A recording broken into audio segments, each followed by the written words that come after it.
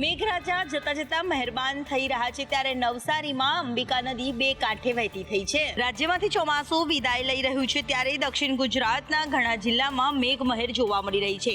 ડાંગ જિલ્લામાં ભારે વરસાદને લઈ અંબિકા નદીમાં પાણીથી ભરપૂર આવક જોવા મળી છે। અંબિકા નદી બે કાંઠે વહી રહી છે તો આસપાસના ગામમાં લોકો પાણીના પ્રવાહ તરફ દોડી રહ્યા છે। અંબિકા નદીનું જળસ્તર વધતા લોકોને સતર્ક કરાયા છે। ગણદેવી તાલુકાના 20 ગામોને સતર્ક રહેવા સૂચના આપવામાં આવી છે।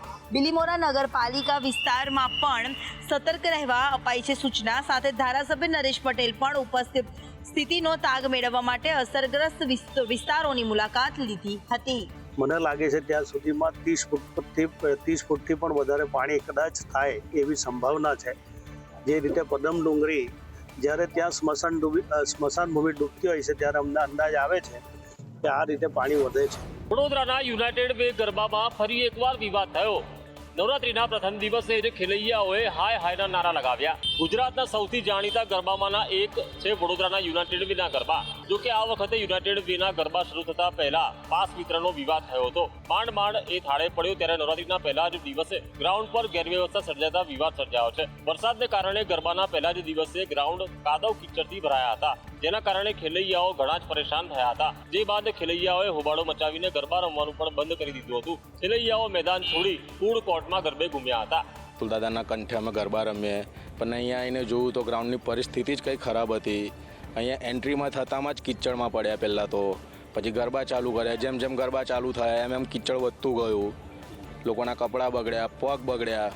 તો અમે 6000 પાસના આપતા હોય તો તમે એટલીસ્ટ સર્વિસ તો પ્રોવાઈડ કરી શકો છો ને અમને। જોકે આયોજકોએ ખેલૈયાઓને પહેલા તો રિફંડ આપવાની જાહેરાત કરી અને ત્યારબાદ બીજા દિવસે ગ્રાઉન્ડ સારું થઈ જશે તેવી પણ હૈયાધારણા આપી હતી। સુરત સિવિલ હોસ્પિટલમાં બળાત્કારી આસારામનો ફોટો મૂકી પૂજા આરતી કરાઈ।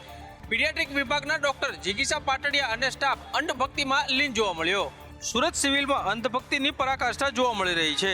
હોસ્પિટલમાં સ્ટેમલેસ બિલ્ડિંગના ગેટ પર બળાત્કાર કેસમાં આજીવન કેદની સજા ભોગવતા આસારામનો ફોટો મૂકી એક ગ્રુપે પૂજા આરતી કરી હતી, જેનો વિડીયો સામે આવ્યો છે, જેમાં આસારામનો ફોટો જોવા મળી રહ્યો છે।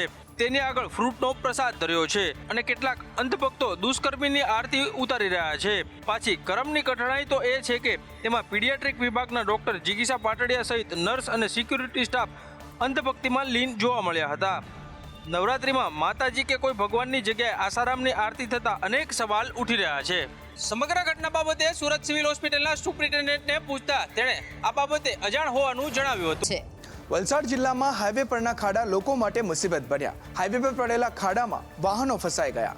વલસાડ જિલ્લામાં રસ્તાઓ ખખડધજ બન્યા છે। આ દ્રશ્યોમાં જોઈ શકાય છે કે રસ્તાઓ વચ્ચે ખાડા નહીં પરંતુ ખાડાઓ વચ્ચે ક્યાંક રસ્તો જોવા મળી રહ્યો છે।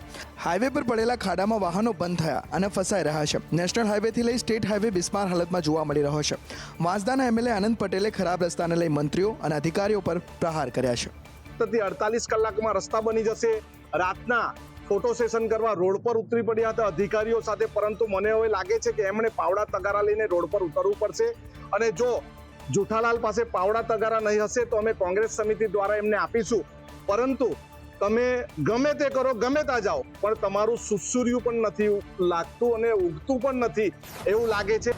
અમદાવાદ શહેરમાં સતત દાદાનું બુલડોઝર ફરતું રહે છે, ત્યારે અમદાવાદ શહેરના કુબેરનગરથી નરોડા પાટિયા વિસ્તારમાં ગેરકાયદે દબાણો પર દાદાનું બુલડોઝર ફર્યું। અમદાવાદ મ્યુનિસિપલ કોર્પોરેશન દ્વારા મેગા ડિમોલિશન ડ્રાઈવ હાથ ધરવામાં આવી છે। આ કાર્યવાહી નરોડા પાટિયાથી કુબેરનગર સુધી કરવામાં આવી છે, જ્યાં રોડ ઉપર કરાયેલા ગેરકાયદે દબાણોને દૂર કરવામાં આવ્યા હતા। અગાઉ નોટિસ આપ્યા બાદ પણ દબાણ દૂર ન થતા EMCએ કડક કાર્યવાહી હાથ ધરી હતી અને ડિમોલિશનની કામગીરી કરી હતી। ડિમોલિશન દરમિયાન કુલ 63 જેટલા બિન રહેણાંક મકાનો તોડી પાડવામાં આવ્યા હતા। તંત્રની આ કામગીરીથી રસ્તા પહોળા થશે, સાથે જ ટ્રાફિક સમસ્યા પણ ઘણી રાહત મળશે અને ગેરકાયદેસર બાંધકામ સામે EMCની કડકાઈ સ્પષ્ટ દેખાઈ રહી છે।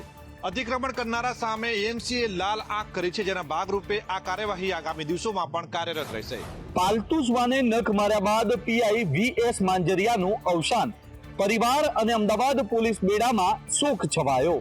અમદાવાદ શહેર પોલીસ કંટ્રોલ રૂમમાં ફરજ બજાવતા પોલીસ ઇન્સ્પેક્ટર વનરાજ માંજરિયાનું દુઃખદ અવસાન થયું છે। તેમને થોડા સમય પહેલા તેમના પાલતુ શ્વાનનો નખ વાગવાથી હડકવા થયો હતો, જે બાદ તેમનું સારવાર દરમિયાન મૃત્યુ થયું છે। આ અચાનક નિધનથી તેમના પરિવાર અને સમગ્ર અમદાવાદ પોલીસ બેડામાં શોકની લાગણી ફેલાઈ છે।